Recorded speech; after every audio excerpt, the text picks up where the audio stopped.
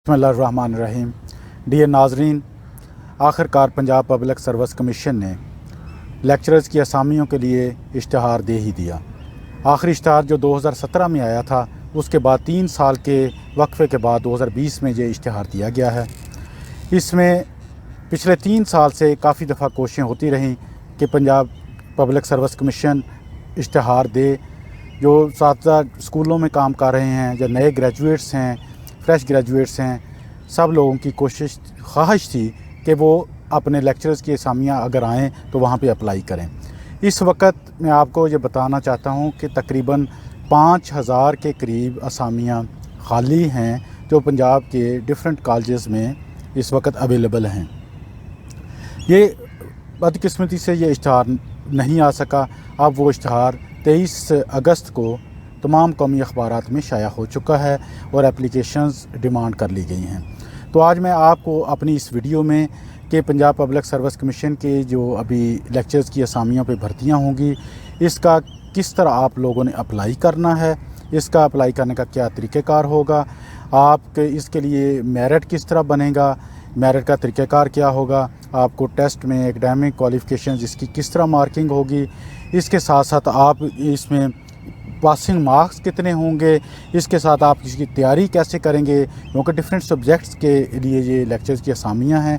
आप इसकी तैयारी कैसे करेंगे, तैयारी के लिए आप कौन सी बुक्स कंसिडर करेंगे और किस तरीके से आप बेसिकली कर सकते हैं, और आपका इसमें क्या एज कितनी है, इसमें रिलैक्सेशन मिलेगी कि नहीं। वो कुछ लोग अगर ओवर एज हो गए हैं तो उनके लिए क्या रिलैक्सेशन है। तो इस तरह डिफरेंट किस्म के जो क्वेश्चंस हैं और मुख्तलिफ सारी जो इसकी इंफॉर्मेशन है वो मैं आपसे आज अभी शेयर करूंगा। इसमें नाजरीन, सबसे पहले मैं आता हूं कि आपने किस तरीके से इस पर अप्लाई करना है। इसका अप्लाई करने का सिंपल तरीक़ेकार है कि आप पंजाब पब्लिक सर्विस कमीशन की वेबसाइट पर जाएंगे। वहाँ पर आप के राइट कॉर्नर पे लिखा हुआ है अप्लाई ऑनलाइन। वहाँ पे आप अप्लाई ऑनलाइन प्रेस करेंगे तो वहाँ से आपने अप्लाई ऑनलाइन करना है। तो ये याद रखें कि जब आपने अप्लाई ऑनलाइन करना है तो आपके पास तमाम डॉक्यूमेंट्स का पूरा सेट आपके पास होना चाहिए, क्योंकि वहाँ पे आपसे मैट्रिक का रजिस्ट्रेशन नंबर, उसका आपका रोल नंबर, आपने कब किया, आपकी क्या मार्क्स आए हैं, ये सारी डिटेल्स, मैट्रिक, इंटरमीडिएट, इसका BA BSc का, MA MSc का, इसमें अंदर आपको मेंशन करना होगा। इसलिए आपके पास सारी डिटेल्स होनी चाहिए, और ये जब आपके पास होंगी तो इसके लिए फ़िल करने के लिए जब बैठेंगे तो फ्रेश कैंडिडेट्स के लिए डिफरेंट क्राइटेरिया होगा और इन सर्विस के लिए डिफरेंट होगा। ये इसमें आपको थोड़ा इस गाइडलाइन जो पंजाब पब्लिक सर्विस कमीशन की है उससे पता चल जाएगा। लेकिन इन सर्विस कैंडिडेट्स जो हैं वो अपने महकमाना तवस्सुत से एप्लीकेशन देंगे, ताकि अगर उनकी सिलेक्शन जब हो जाती है तो उस सिलेक्शन में उनको तमाम उनको जो बेनिफिट्स मिलने हैं, जो एडवांटेजेस हैं, जिस तरह उनकी सर्विस काउंट होने का, उनकी पेंशन का, वो सारा कुछ काउंट होगा। फ्रेश कैंडिडेट्स को डायरेक्टली अप्लाई करना है, वो डायरेक्टली अप्लाई कर सकते हैं। इसमें डिफरेंट जो सीट्स, जैसे मैंने बताया आपको 2451 सीट्स इसमें आपके लिए इस एडवर्टीज़मेंट में दी गई हैं। रिमेनिंग सीट्स इन असामियों को फिल करने के बाद में की जाएंगी। अब जो 2451 आपके पास जो अभी एडवर्टीज़मेंट में सीट्स आई हैं, इसमें कुछ मेल के लिए हैं, कुछ फ़ीमेल लेक्चरर्स के लिए हैं। और ये मैं आपको बता दूं कि इसमें मेरिट कंबाइन नहीं बनेगा। मेरिट मेल का डिफरेंट और फीमेल लेक्चरर्स के लिए डिफरेंट उनकी सिलेक्शन होगी। डिफरेंट उम्मीदवारों को डिफरेंट तरीके से एंटरटेन किया जाएगा। यानी मेल के लिए डिफरेंट मेरिट होगा और फीमेल जो अपॉइंटमेंट्स होंगी उनके लिए डिफरेंट मेरिट होगा। इसमें मेरिट का क्या तरीक़ेकार होगा, ये मैं बड़ा इंपॉर्टेंट है, ये मैं आपको बता देता हूँ कि इसमें आपके मैट्रिक में से जो मैट्रिक की आपकी क्वालिफ़िकेशन है उसके 5 मार्क्स काउंट होंगे, इंटरमीडिएट के आपके लिए 7 मार्क्स काउंट होंगे, BA BSc के लिए आपके 11 मार्क्स काउंट होंगे और MA MSc के लिए 17 मार्क्स होंगे। और नॉर्मली कुछ स्टूडेंट्स ऐसे भी जिन्होंने किया है और वो इस वक्त लेक्चरर की असामी के लिए अप्लाई करना चाहते हैं, वो कंबाइन BSc जैसे BA BSc ऑनर्स करते हैं, उनका भी मेरिट किस तरह बनेगा। उनके जो मार्क्स हैं BA BSc के और मैट्रिक के, वो दोनों जमा हो जाएंगे। यानी अगर आपके 11 मार्क्स BA BSc के हैं, MA MSc के 17 हैं, तो दोनों कंबाइन होकर उनको 28 मार्क्स काउंट होंगे। नॉर्मली ये जो कैंडिडेट अप्लाई करते हैं उनको वो तकरीबन 30 से 36 मार्क्स उनको एवरेज मिल जाते हैं। हाँ, क्योंकि उनकी इतने मार्क्स उनमें से मिल जाएंगे। और उसकी वो एग्जैक्टली कोई तकरीबन 40% के करीब उसकी परसेंटेज ली जाएगी। जो आपका टेस्ट होगा, रिटन टेस्ट होगा, उसमें से आपको 50% उसमें से आपके मार्क्स काउंट होंगे, बाकी कुछ इंटरव्यूज़ में से मार्क्स काउंट होंगे। और उसका पास करने के लिए मैट्रिक के नहीं बल्कि इसके आपके टेस्ट में पासिंग के लिए आपको मार्क्स जो चाहिए वो आपके 40% पासिंग मार्क्स होंगे। देखिए, अगर आप कोई 100 कैंडिडेट एग्ज़ाम देता है, उसमें से 40 लोग पास होते हैं, तो 40 में से मेरिट बनेगा। और अब डिपेंड करेगा उसमें से कितने लोगों को इंटरव्यूज़ के लिए कॉल किया जाएगा। तो ये मैं आपको बता दूं कि अगर आपकी 5 सीटें हैं किसी सब्जेक्ट में, मिसाल के तौर पे अगर केमिस्ट्री में 5 सीटें हैं, तो उसका 5 टाइम्स जो पास लोग होंगे उनको उसमें बुलाया जाएगा। यानी 25 इसमें कैंडिडेट्स को इसमें इंटरव्यूज़ के लिए बुलाया जाएगा। और इंटरव्यूज़ में पास होने के लिए 50% मार्क्स होने लाजम हैं। और इंटरव्यू जब आपका होगा, जो उसका सिलेक्शन बोर्ड कॉल किया जाएगा, उसमें पंजाब पब्लिक सर्विस कमीशन का नुमाइंदा, 2 आपके सब्जेक्ट एक्सपर्ट्स होंगे, आपका साइकोलॉजिस्ट बैठा होगा और वो सारे मार्किंग करेंगे। नॉर्मली आपसे पब्लिक सर्विस कमीशन का नुमाइंदा जो है आपको आपके बारे में, आपकी तालीम के बारे में, आपसे इंफॉर्मेशन, आपने कहाँ से तालीम हासिल की, वो पूछेगा। और जो साइकोलॉजिस्ट है वो आपकी एबिलिटी के, आपकी हिडन कोई एबिलिटीज़ हैं उसके हवाले से कोई बात कर सकता है। सब्जेक्ट एक्सपर्ट जो है वो आपसे आपके सब्जेक्ट के बारे में क्वेश्चन करेगा। अच्छा, सब्जेक्ट्स के किस तरह इसका आपका रिटन टेस्ट होगा, इसके बारे में मैं थोड़ा सा बता दूं कि 80% मार्क्स जो हैं वो आपके सब्जेक्ट में से होंगे और 20% आपके जनरल नॉलेज में से होंगे। और आपने इसकी तैयारी कहाँ से करनी है, तो ये मैं आपको बता दूं कि आपने अपनी तैयारी, अपनी जितनी आपने कोर्स बुक्स पढ़ी हुई हैं, कोर सब्जेक्ट्स हैं सेमेस्टर सिस्टम के लोगों के लिए, और जो एनुअल जो सिस्टम में पढ़े हुए हैं उन लोगों के जो मार्क्स हैं, जो उनके कोर्सेज़ हैं, इलेक्टिव कोर्सेज़ हैं, उनमें से 80% में से उनकी मार्किंग की जाएगी। यानी 80% आपका एमसीक्यूज़ उसमें से होंगे, 20% एमसीक्यूज़ जो हैं वो आपके जनरल नॉलेज में से होंगे। जनरल नॉलेज में आप जब उसकी प्रिपरेशन करें तो देखें कि आपका नेशनल इश्यूज़, इंटरनेशनल इश्यूज़, इसके हवाले से आप देखें, आपके न्यूज़पेपर्स में, मीडिया से, इंटरनेट पे इसके हवाले से सर्च करें। इसके हवाले से डिफरेंट कश्मीर इशू है, फ़लस्तीन का इशू है, या अदर कोई इंटरनेशनल इशू है, उसके हवाले से आपसे क्वेश्चन पूछे जा सकते हैं। पाक इंडिया के हवाले से आपसे क्वेश्चंस पूछे जा सकते हैं। आपसे अदर कोई दीगर कंट्रीज़ के हवाले से आपसे इंफॉर्मेशन, कोई ना कोई जनरल नॉलेज के हवाले से पूछे जाएंगे। ये तकरीबन 20% मार्क्स उसमें से आएंगे। तो अगर बाकी सब्जेक्ट में से होगा, ज़्यादा आपका सब्जेक्ट में से होना है, आपको उसके लिए पास करना ज़रूरी है। और ये टेस्ट कहाँ पे होगा, ये डिफरेंट इसके लिए सेंटर्स बनाए जाएंगे, वो आपको इंशाल्लाह हम भी इन्फॉर्म करेंगे। लेकिन आपको पंजाब पब्लिक सर्विस कमीशन की वेबसाइट से भी इंफॉर्मेशन इसकी मिलती रहेगी कि कहाँ पे टेस्ट होंगे।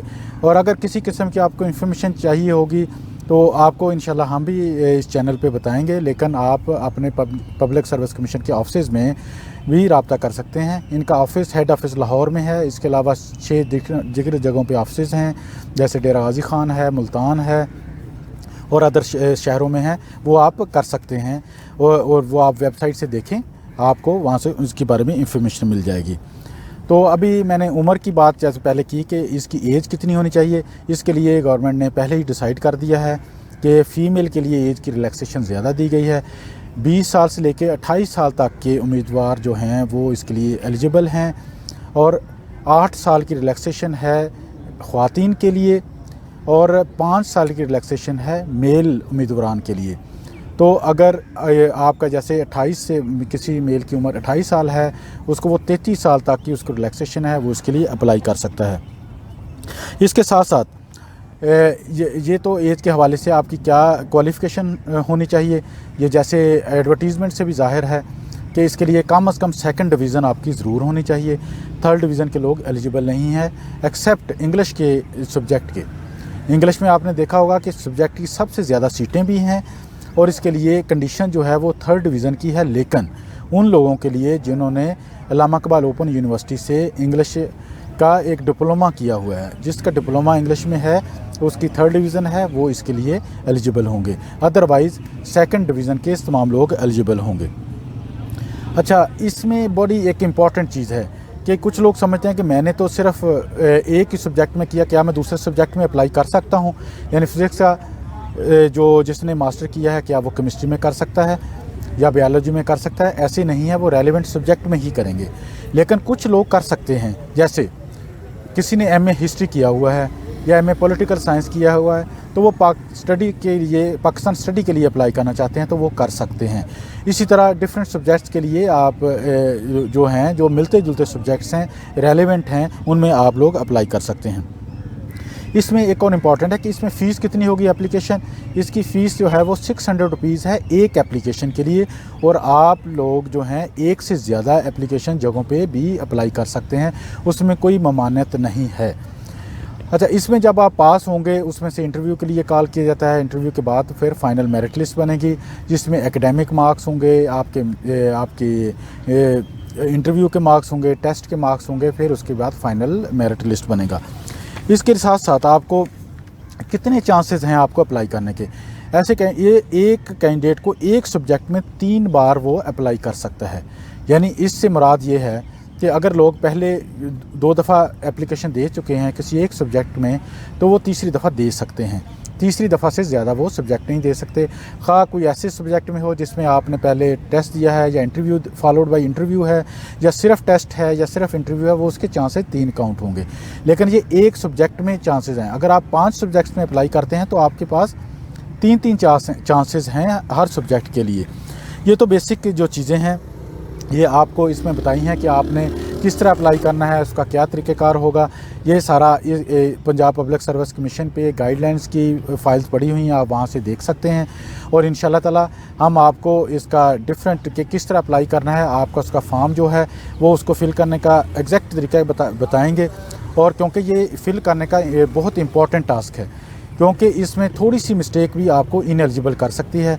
आपका नेम में मिस्टेक हो जाता है, आपका फॉर एग्ज़ाम्पल आपका नेम MUH से है, मोहम्मद जो है MUHAMMAD लिखना चाहते हैं, आप MO लिखते हैं, तो आपको ऐसी जगहों पे इनएलिजिबिलिटी भी सामना करना पड़ सकती है।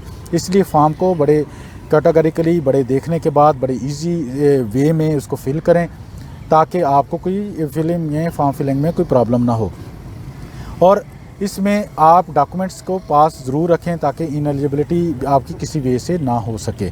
और चलान फार्म आपका इसका भी जो पंजाब पब्लिक सर्विस कमीशन है इसकी वेबसाइट पे पड़ा है, वो आप डाउनलोड करें, वहाँ से उसको फिल करके उसकी फ़ीस जमा कराएं और उसको बाद में अपलोड करें। जो डॉक्यूमेंट्स अपलोड करने हैं, किस तरह अपलोड करने हैं, उसकी JPG फाइल्स बनानी है, इसका हम आपसे एक सेपरेट इसका एक वीडियो शेयर करेंगे, जिसको आपको कन्वर्ट करने का, कि हैवी फाइल्स नहीं होनी चाहिए, किस तरह फाइल्स को अपलोड करनी है। ये कोशिश करेंगे कि आपको कल तक ये भी अपलोड कर दिया जाए वीडियो, ताकि आपको स्टेप बाय स्टेप आपको गाइडलाइन भी मिल जाए। क्योंकि इसमें मुख्तलिफ जो लोग कहते हैं कि हम बड़े कॉम्पिटेंट हैं, हमें कोई प्रॉब्लम नहीं है, उनको भी मसाइल का सामना करना पड़ सकता है। इसलिए आप वो बड़े गौर व खौफ से वो वीडियो देखें और उसके बाद उसको उसके मुताबिक इम्प्लीमेंट करें। ये चंद एक चीज़ें हैं जो आपको आज मैं शेयर करना चाहता था, ताकि आप लोग इसके लिए अप्लाई करें। और सीट्स बहुत ज़्यादा हैं और उतने कैंडिडेट्स नहीं होंगे, आपको बहुत ज़्यादा ब्राइट चांसेस हैं कि आप लोगों की सिलेक्शन हो जाएगी। और हम आपको पहले ही बेस्ट विशेस करते हैं कि आप लोग इसमें लेक्चर्स भर्ती हों, और हमारी बेस्ट विशेस हैं। बहुत बहुत शुक्रिया।